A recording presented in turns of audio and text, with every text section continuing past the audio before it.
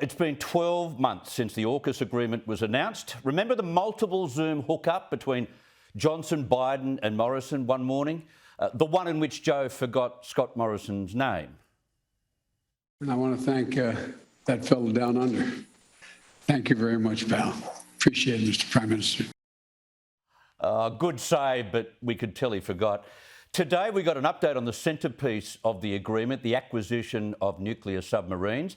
Defence Minister Richard Marles says the government has ruled out any bespoke design, opting instead for either a British or American type submarine. This is good news, with the subs more likely to be delivered therefore on time. The full submarine plan is set to be revealed in March next year. Joining me now to discuss all of this is Peter Jennings, founder of Peter Jennings Strategy Consultants. Peter, thanks for your time. Am I right to say that it's better we move away from a bespoke model of submarine, because all sorts of dramas can accrue that we don't expect to accrue, right? Oh, absolutely, Chris. The troubles we had with the French-designed submarine was we took a boat that was designed to be powered by nuclear propulsion and then spent literally hundreds of millions of dollars making it less capable to become a conventionally powered submarine. The less design changes we can make, the better. And so I think that is a sensible position for the government to take. And in practice, my judgment is, although there's still a competition in theory between the British design and the American design, ultimately it will be the American Virginia-class design that's selected if we go down this path.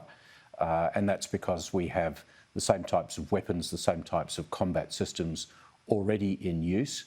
And therefore that would be so much more simpler for Australia to be actually able to take that particular technology type on. I want to go to Uzbekistan right now. Oh, to be a fly on the wall in Uzbekistan as Xi Jinping and Vladimir Putin meet up. Interesting to hear today, Peter, that China has some concerns about what's happening in Ukraine. Yes, I thought that was a fascinating admission, maybe even a slip from Vladimir Putin. And what it tells you, I think, is a couple of things. One is that China is emerging as the dominant power in this relationship between China and Russia. China will save Russia's bacon by buying extra cheap oil and gas to help keep the Russian economy going. But China is by far the more powerful country. And Xi Jinping is also being very careful to not provide Putin with a sort of a blank cheque in terms of support for the war in Ukraine. I'm sure you'll remember, Chris, that the last meeting the two leaders had was just a week or so before the Russian invasion in China at the start of the Winter Olympics.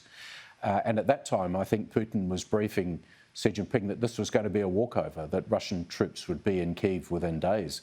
And clearly that's not happened. So hence the idea of concerns and questions.